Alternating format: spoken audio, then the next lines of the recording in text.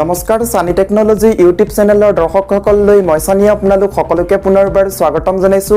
দৰ্শকসকল আজি সন্ধিয়া ৰাজ্যখনৰ লগতে আন্তঃৰাষ্ট্ৰীয় বহুকেইটা গুৰুত্বপূৰ্ণ খবৰ যুগুত হৈছে আৰু নিতৌ এনেকুৱা ধৰণৰ খবৰসমূহ পাই থাকিবলৈ হলে চেনেলটো সাবস্ক্ৰাইব কৰিব আৰু লগতে এটাকৈ লাইক কৰি আমাক উৎসাহিত কৰিব। তো আহক আজিৰ প্ৰথমটো খবৰলৈ আগবাঢ়ো। দৰ্শকসকল আজিৰ প্ৰথমটো খবৰে হৈছে এটা ডাঙৰ খবৰ। শ্বহীদক অপমান কংগ্ৰেছ বিধায়ক চেয়াৰমান আলীৰ কাৰণ বিচাৰি নটিছ জাৰি প্ৰদেশ কংগ্ৰেছৰ গৰুকুটিৰ ঘটনাৰ পিছতেই উত্তপ্ত হৈ পৰা ৰাজ্যৰ পৰিস্থিতি স্বাভাৱিক অৱস্থালৈ ঘূৰি আহিছে। ইয়াৰ মাজতে কংগ্ৰেছৰ বিধায়ক চেয়াৰমান আলী আহমেদে শ্বহীদ দিননাথ শৰ্মাক লৈ বহু বিতৰ্কিত মন্তব্য প্ৰদান কৰা দেখা যায়। চেয়াৰমান আলীয়ে শ্বহীদ দিননাথ শৰ্মাক আটক আখ্যা দিয়াৰ পিছতেই জাঙুৰ খাই উঠিছে বহু দল সংগঠন। কিন্তু ইয়াৰ পিছতো চেয়াৰমান আলীয়ে পুনৰ সংবাদমেল সম্বোধন কৰি কয় যে তেওঁ নিজৰ স্থিতিত অটল। এই ঘটনাৰ পিছতেই আজি অসম প্ৰদেশ কংগ্ৰেছ কমিটিয়ে চেয়াৰমান আলীক চকেছ নটিছ অৰ্থাৎ কাৰণ দৰ্শোৱাৰ নটিছ জাৰি কৰিছে। অসম প্ৰদেশ কংগ্ৰেছে এক সংবাদমেল বিবৃতিৰ জৰিয়তে কয় যে চেয়াৰমান আলীয়ে বিধায়ক ৰূপে দায়িত্বশীল পদবীত থকাৰ পিছতো বহু সময়ত দলৰ নীতিৰ বিপৰীতে গৈ কিছুমান সাম্প্ৰদায়িক মন্তব্য কৰা দেখা যায়। অসম আন্দোলনৰ শ্বহীদক লৈ কৰা মন্তব্য উপনিৰ্বাচনৰ আগত কংগ্ৰেছ দলক ক্ষতি কৰাৰ বাবে কৰা বুলি কয় প্ৰদেশ কংগ্ৰেছে। ইয়াৰ পূৰ্বেও দুবাৰকৈ সাম্প্ৰদায়িক মন্তব্য আগবঢ়োৱা চেয়াৰমান আলীক সতৰ্ক কৰি দিয়াৰ পিছতো পুনৰ এই মন্তব্য কৰা গ্ৰহণযোগ্য নহয় বুলি কয় প্ৰদেশ কংগ্ৰেছে। লগতে কয় যে এনেধৰণৰ মন্তব্যই বিজেপিৰ সাম্প্ৰদায়িক এজেণ্ডাক উচতনি দিব। বিবৃতিত কয় যে দলৰ ভিতৰে বাহিৰে এয়া অভিযোগ আছে যে আপুনি বিজেপিৰ এজেণ্ট আৰু মুখ্যমন্ত্ৰী নকটীয় হোৱাৰ বাবে বিভিন্ন সময়ত এনেধৰণৰ মন্তব্য কৰে। বিশেষকৈ নিৰ্বাচনৰ সময়ত এনেধৰণৰ মন্তব্যৰে কংগ্ৰেছক ক্ষতি কৰিব বিচাৰে। সেয়েহে প্ৰদেশ কংগ্ৰেছে এই মন্তব্যৰ স্পষ্টীকৰণ বিচাৰে। যি মন্তব্যৰ দ্বাৰা সামাজিক সম্প্ৰীতি বিঘ্নিত হয় সেই প্ৰদেশ কংগ্ৰেছৰ সভাপতিয়ে চেয়াৰমান আলীয়ে জানি বুজি কৰা মন্তব্যৰ কাৰণ বিচাৰি নটিছ জাৰি কৰে। ২ নম্বৰ খবৰটি হৈছে চেয়াৰমান আলীয়ে কাণত ধৰি ক্ষমা খুজিব লাগিব, নহ'লে ৰাজপথতে তেওঁক পিটা হ'ব, অসমীয়া যুৱ মঞ্চৰ মন্তব্য। এই মুহূৰ্তত আহি পৰিছে এটা ডাঙৰ খবৰ, এটা বিগ ব্ৰেকিং নিউজ এই মুহূৰ্তত আহি পৰিছে। অসমীয়া যুৱ মঞ্চৰ এয়া আপোনালোকে নিশ্চয় দেখিছে প্ৰতিবাদ কৰিছে চেয়াৰমান আলীৰ বিপক্ষে। বিধায়ক চেয়াৰমান আলীয়ে শ্বহীদ দিননাথ শৰ্মাৰ বিৰুদ্ধে কৰা অপমানসূচক মন্তব্যৰ পিছতেই সৰব হৈ উঠিছে প্ৰতিটো দল সংগঠন। ৰাজ্যৰ বিভিন্ন প্ৰান্তত গঢ় লৈ উঠিছে প্ৰতিবাদী কাৰ্যসূচী। চেয়াৰমান আলীৰ মন্তব্যৰ বিৰুদ্ধে লখিমপুৰত অসমীয়া যুৱ মঞ্চৰ প্ৰতিবাদী কাৰ্যসূচী। চেয়াৰমান আলীয়ে আঁঠু কাঢ়ি কাণত ধৰি ৰাজপথত ক্ষমা খোজাৰ দাবী সংগঠনটোৰ, অন্যথা ৰাজপথত বিধায়কজনক পিটাৰ হুংকাৰ দিয়ে যুৱ মঞ্চই। কংগ্ৰেছ বিধায়ক চেয়াৰমান আলীৰ পুত্তলিকা দাহ কৰে অসমীয়া যুৱ মঞ্চই। 1983 অসম আন্দোলনৰ শ্বহীদ দিননাথ শৰ্মাক ঘাতক আখ্যা দিয়া বাঘবৰ কংগ্ৰেছ বিধায়ক চেয়াৰমান আলীক বিৰুদ্ধে প্ৰতিবাদ। ভৱিষ্যতে শ্বহীদ সম্পৰ্কে নেতিবাচক মন্তব্য দিয়াৰ পৰা বিৰত থাকিবলৈ সকীয়াই দিয়ে সংগঠনটোৱে। দৰ্শকসকল ৩ নম্বৰ খবৰটি হৈছে বিধায়ক চেয়াৰমান আলী আচলতে কাৰ মানুহ? চেয়াৰমান আলী আচলতে কাৰ মানুহ? কংগ্ৰেছ সভাপতি ভূপেন বৰাৰ সন্দেহ যে চেয়াৰমান আলী হিমন্ত বিশ্ব শৰ্মাৰ মানুহ। কংগ্ৰেছ সভাপতিলৈ 254টা হোৱাটছআপ মেছেজ। প্ৰতিটো হোৱাটছআপ মেছেজত চেয়াৰমান হিমন্ত বিশ্ব শৰ্মাৰ মানুহ বুলি অভিযোগ উত্থাপন হৈছে। এই অভিযোগক লৈ চেয়াৰমানলৈ কাৰণ দৰ্শোৱাৰ জাননী প্ৰেৰণ কৰা হৈছে।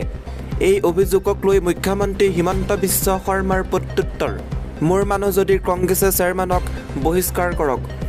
ইমান চিম্পুল কামটো কংগ্ৰেছে কিয় কৰিব পৰা নাই বুলি হিমন্ত বিশ্ব শৰ্মাই মন্তব্য প্ৰকাশ কৰিছে। চেয়াৰমান আলীয়ে 83ৰ শ্বহীদক কিলাৰ আখ্যা অৰ্থাৎ ঘাতক আখ্যা দিছিল। শ্বহীদ দিননাথ শৰ্মাৰ হত্যাকাণ্ডক প্ৰশংসা কৰিছিল। ৪ নম্বৰ খবৰটি হৈছে বিপদত চেয়াৰমান আলী। কংগ্ৰেছৰ বিধায়ক চেয়াৰমান আলীৰ বিৰুদ্ধে সমগ্ৰ ৰাজ্যজুৰি প্ৰতিবাদ। কংগ্ৰেছৰ বিধায়ক চেয়াৰমান আলীৰ বিৰুদ্ধে ৰাজ্যজুৰি প্ৰতিবাদ। শ্বহীদক অপমানসূচক মন্তব্য কৰি বিপদত চেয়াৰমান আলী।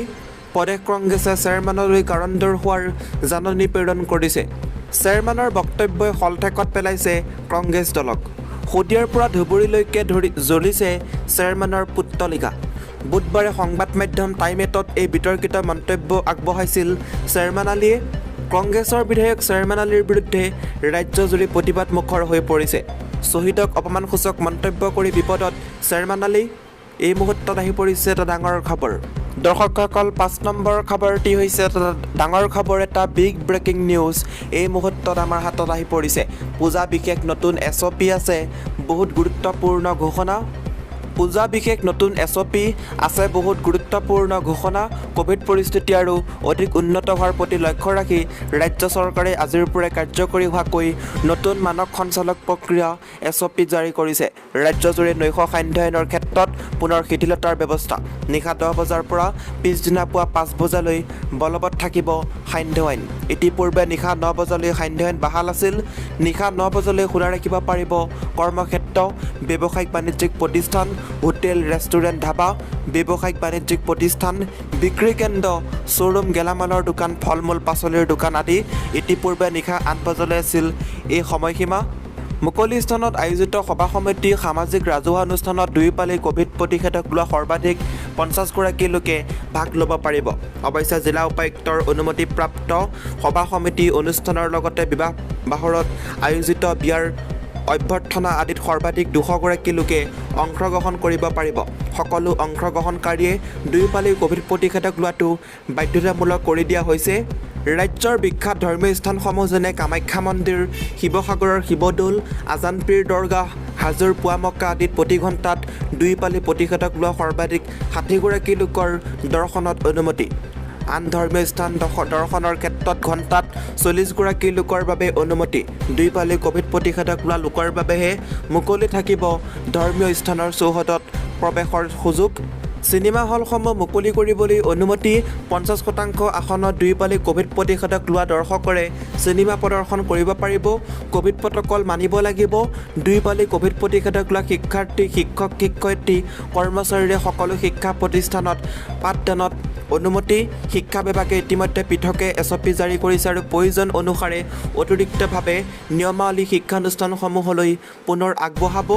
সকলো শিক্ষানুষ্ঠানৰ মুৰব্বীয়ে নিজ শিক্ষানুষ্ঠানৰ শিক্ষক, শিক্ষয়িত্ৰী তথা কৰ্মচাৰীসকলে কোভিড প্ৰতিষেধক গ্ৰহণ কৰাৰ বিষয়ে ৰাইজে দেখা পোৱাকৈ শিক্ষানুষ্ঠান চৌহদৰ সন্মুখ ভাগত বেনাৰ লগাই ৰাখিব লাগিব।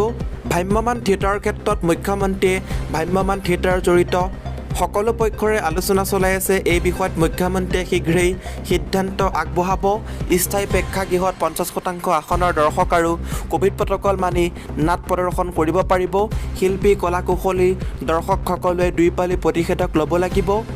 6 নম্বৰ খবৰটি হৈছে ৰূপজ্যোতি কুৰ্মীক প্ৰত্যাহ্বান, ৰাইজৰ দলে ঘোষণা কৰিলে মৰিয়নিৰ প্ৰাৰ্থীৰ নাম, লগতে কংগ্ৰেছক বিশ্বাসঘাতক আখ্যা। ৰূপজ্যোতি কুৰ্মীক প্ৰত্যাহ্বান, ৰাইজৰ দলে ঘোষণা কৰিলে মৰিয়নিৰ প্ৰাৰ্থীৰ নাম। আপোনালোকে নিশ্চয় স্ক্ৰীণত দেখিব পাৰিছে ৰূপজ্যোতি কুৰ্মীক প্ৰত্যাহ্বান, ৰাইজৰ দলে ঘোষণা কৰিলে মৰিয়নিৰ প্ৰাৰ্থীৰ নাম। অখিল গগৈয়ে ঘোষণা কৰিছে।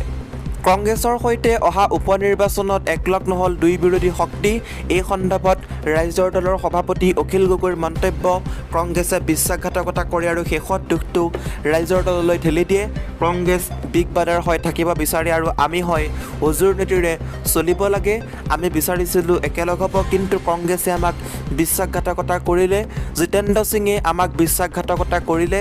আৰম্ভণিতে আমি মাত্ৰ থাউৰাত প্ৰাৰ্থী ঘোষণা কৰিছিলোঁ, কিন্তু 5টা সমষ্টি কংগ্ৰেছলৈ এৰি দিছিলোঁ। পিছে বিশ্বাসঘাত কৰাত আমি মৰিয়নিতো প্ৰাৰ্থী নামৰ ঘোষণা কৰিবলৈ বাধ্য হ'লোঁ।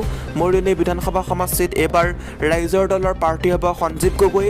চেলেংহাটৰ নিবাসী তেওঁ জিলা পৰিষদৰ সদস্য আছিল। উল্লেখ্য যে ৰাইজৰ দলে বৰ্তমানলৈ কেৱল থাউৰা আৰু মৰিয়নি বিধানসভা সমষ্টিত দলৰ প্ৰাৰ্থী ঘোষণা কৰিছে। থাউৰাত ধৈৰ্য কোঁৱৰৰ নাম ঘোষণা কৰাৰ লগতে মৰিয়নিত সঞ্জীৱ গগৈক সহযোগ কৰিবলৈ মৰিয়নিবাসী ৰাইজক অখিল গগৈৰ হাতযোৰ কৰি অনুৰোধ। কাইলৈৰ পৰা প্ৰচাৰ আৰম্ভ হ'ব ৰাইজৰ দলৰ। আনহাতে মিত্ৰতা সন্দৰ্ভত অখিল গগৈয়ে কয় যে ভূপেন বৰাই এজাহাৰ মান সলনি কৰিছে। ভূপেন বৰাই 6টা সমষ্টিতে প্ৰাৰ্থী দিব বিচাৰিছিল। লোকসভা আৰু 26ৰ নিৰ্বাচনতহে মিত্ৰতাৰ কথা কৈছিল বৈঠকত। এতিয়া সকলো মিছা মাতিছে। কংগ্ৰেছে এতিয়াও নিজকে জমিদাৰ বুলি ভাবে আৰু আমাক খেতিয়ক। এনেকৈ ৰাজনীতিত মিত্ৰতা নহয়, মিত্ৰতা হয় বন্ধুত্বৰ মাজত। অসম জাতীয় পৰিষদে এটা সমষ্টিত প্ৰাৰ্থী বিচাৰিছিল। মই জেলত থকাৰ সুযোগ লৈ ছবি আমাক লাথ মাৰিলে। 6টা সমষ্টিতে কংগ্ৰেছ দ্বিতীয় স্থানত থাকিব যদি ৰাইজৰ দলে প্ৰাৰ্থিত্ব দিয়ে। ইয়াৰ লগতে দৰ্শকসকল 8 নম্বৰ খবৰটি হৈছে নিৰ্বাচনৰ পূৰ্বে কৰা ঘোষণা ৰাখিব নোৱাৰিলে মুখ্যমন্ত্ৰী হিমন্ত বিশ্ব শৰ্মাই। মাইক্ৰ' ফাইনেন্সৰ ঋণ লোৱা মহিলাসকলক ঠগিলে সংবাদমেলত মন্তব্য কৰিছে অখিল গগৈ। মুখ্যমন্ত্ৰী হিমন্ত বিশ্ব শৰ্মাই মাইক্ৰ ফাইনেন্সৰ ঋণ লোৱা মহিলাসকলক ঠগিলে। মুখ্যমন্ত্ৰীয়ে প্ৰবঞ্চনা প্ৰতাৰণা আৰু বিশ্বাসঘাতকতা কৰিছে। নিৰ্বাচনৰ পূৰ্বে কৰা ঘোষণা ৰাখিব নোৱাৰিলে মুখ্যমন্ত্ৰীয়ে আচলতে সকলোকে ঋণ মাফ কৰিব বিচৰা নাই। 12,500 কোটিৰ ঋণ মাফ কৰিম বুলি কৈ এতিয়া 1,800 কোটিৰহে ঋণ মাফ কৰিব বিচাৰিছে চৰকাৰে। সংবাদমেলত এই মন্তব্য ৰাইজৰ দলৰ সভাপতি অখিল গগৈৰ। ধেমাজিৰ কেবিনেটত হিমন্ত বিশ্ব শৰ্মাৰ প্ৰকৃত স্বৰূপটো ওলাই পৰিল বুলি উল্লেখ কৰি অখিল গগৈয়ে কয়, মাইক্ৰ ফাইনেন্স কণ্ট্ৰোল আইনখন চৰকাৰে কিয় কাৰ্যকৰী নকৰিলে? বিজেপিয়ে নিৰ্বাচনৰ সময়ত মাইক্ৰ ফাইনেন্স কোম্পানীৰ পৰা বৰঙণি লৈছিল, সেয়ে এতিয়া ৰেহাই দিব বিচাৰিছে। মাইক্ৰ ফাইনেন্স কোম্পানীৰ পক্ষত চৰকাৰে কাম কৰিছে। সংবাদমেলত চেয়াৰমেনক ধিক্কাৰ দিয়ে অখিল গগৈ। চেয়াৰমেনক কংগ্ৰেছে শাস্তি প্ৰদান কৰিব লাগে বুলি মন্তব্য কৰে বিধায়কজনে। উপ নিৰ্বাচনৰ বাবে সাজু সংবাদমেলত ক'লে অখিল গগৈ। ইয়াৰ লগতে দৰ্শকসকল 9 নম্বৰ খবৰটি হৈছে BPFৰ বাবে দুৱাৰ বন্ধ কৰিলে বিজেপিয়ে। উপ নিৰ্বাচনৰ পূৰ্বে নহয় বিজেপি BPFৰ বুজাবুজি। মাজুলীক বাদ দি 30 অক্টোবৰত হ'বলগীয়া 5টা সমষ্টিৰ উপ নিৰ্বাচনক লৈ BPFৰ বাবে দুৱাৰ বন্ধ কৰিছে শাসকীয় দল বিজেপিয়ে। থাউৰা মৰিয়নিৰ ভৱানীপুৰ নিজৰ হাতত ৰাখি UPPLক তামোলপুৰ গোসাইগাঁও এৰি দিব ব্ৰিগবাদাৰ বিজেপিয়ে। 5টা সমষ্টিক লৈ শনিবাৰে বিজেপিৰ নিৰ্বাচন সমিতিৰ বৈঠকে ল'ব সিদ্ধান্ত। বিজেপি নেতৃত্বৰ হাতত ইতিমধ্যে আহি পৰিছে 5টা সমষ্টিত নিযুক্তি দিয়া পৰ্যবেক্ষকৰ প্ৰতিবেদন। সেই প্ৰতিবেদনৰ ভিত্তিতে গোসাইগাঁও আৰু তামোলপুৰ UPPLক এৰি দিবলৈ প্ৰস্তুত হৈছে দলীয় নেতৃত্ব। যি কথা স্পষ্ট কৰিলে বিজেপি সভাপতি ভৱেশ কলিতাই। তামোলপুৰ বিচাৰি আছে UPPLে, সেই আসনখনত UPPLৰ লেহুৰাম বড়ো জয়ী হৈছে। স্বাভাৱিকতে UPPLক এই সমষ্টিটো আমি এৰি দিব লাগিব, এনেদৰে কয় ৰাজ্যিক বিজেপিৰ সভাপতিগৰাকীয়ে। ইফালে তামোলপুৰ সমষ্টিৰ পৰা টিকট বিচৰা প্ৰাক্তন বিধায়ক ইমানুৱেল মুছাহাৰীক টিকট প্ৰদান নকৰাটো এক প্ৰকাৰ খাটাং হৈ পৰিল। বিজেপিৰ পৰা টিকট নাপালে নিৰ্দলীয় হিচাপে প্ৰাৰ্থিত্ব আগবঢ়াম বুলি কোৱা ইমানুৱেল মুছাহাৰীকো এক প্ৰকাৰ সকীয়াই দিয়ে বিজেপি সভাপতি ভৱেশ কলিতাই। ইমানুৱেল মুছাহাৰীয়ে BPF ত্যাগ কৰি বিজেপিলৈ আহিছে। বিজেপিলৈ অহাৰ পিছত প্ৰত্যেকেই বিজেপিৰ নীতি আদৰ্শ সম্পৰ্কে অৱগত হৈ তেওঁ টিকট বিচাৰিছে, ঠিকেই আছে। টিকট নাপালে নিৰ্দলীয় খেলিম বুলি কৈছে প্ৰথমে মনোনয়ন দি লওকচোন, ভৱেশ কলিতাৰ মন্তব্য। থাউৰা মৰিয়নিৰে ভৱানীপুৰ নিজৰ হাতত ৰাখিব বিজেপিয়ে। সুশান্ত বৰগোহাঁই, ৰূপজ্যোতি কুৰ্মী আৰু ফণীন্দ্ৰ তালুকদাৰে এই 3টা সমষ্টিত প্ৰাৰ্থিত্ব লাভ কৰাটো এক প্ৰকাৰ নিশ্চিত। শনিবাৰে মুখ্যমন্ত্ৰীৰ বাসগৃহত অনুষ্ঠিত হয় বিজেপিৰ নিৰ্বাচন সমিতিৰ বৈঠকত উপস্থিত থাকিব অসমৰ প্ৰভাৰী বৈজয়ন্ত পাণ্ডা। এই বৈঠকতে প্ৰাৰ্থী পেনেল প্ৰস্তুত কৰিব বিজেপিয়ে। UPPLক এৰি দিবলগীয়া আসনক লৈ হ'ব সিদ্ধান্ত। নিশা 7 বজাত প্ৰথমখন বৈঠকৰ পিছত 5টা সমষ্টিৰ পৰ্যবেক্ষকৰ সৈতেও বিজেপিৰ নেতৃত্ব মিলিত হ'ব বৈঠকত। ভৱেশ কলিতাৰ মন্তব্যৰ পৰা এটা কথা স্পষ্ট হ'ল যে উপ নিৰ্বাচনৰ পূৰ্বে হাগ্ৰামা মহিলাৰী BPFৰ সৈতে কোনো ধৰণৰ বুজাবুজি নকৰে বিজেপি কৰ্তৃপক্ষই, অৰ্থাৎ বিজেপিয়ে। দৰ্শকসকল 10 নম্বৰ শেহতীয়া খবৰটি হৈছে এটা ডাঙৰ খবৰ। কাইলৈৰ পৰা 45 দিনলৈ বন্ধ থাকিব ব্যক্তিগত সুৰাৰ দোকান, খোলা থাকিব চৰকাৰী সুৰাৰ দোকান। দিল্লী চৰকাৰে ৰাষ্ট্ৰীয় ৰাজধানীত নতুন আবকাৰী নীতি প্ৰৱৰ্তন কৰিছে। ইয়াৰ বাবে 1 অক্টোবৰৰ পৰা সকলো ব্যক্তিগত সুৰাৰ দোকান বন্ধ থাকিব। ইয়াৰ মাজতে কেৱল চৰকাৰী সুৰাৰ দোকান খুলিবলৈ অনুমতি দিয়া হ'ব। অৰ্থাৎ পৰৱৰ্তী 45 দিনৰ বাবে দিল্লীত সুৰাৰ নাটনি হোৱাৰ সম্ভাৱনা আছে। তদুপৰি সুৰাৰ দোকান আৰু সামগ্ৰীৰ বাহিৰত সুৰাৰ বাবে দীঘলীয়া শাৰী থাকিব লাগিব।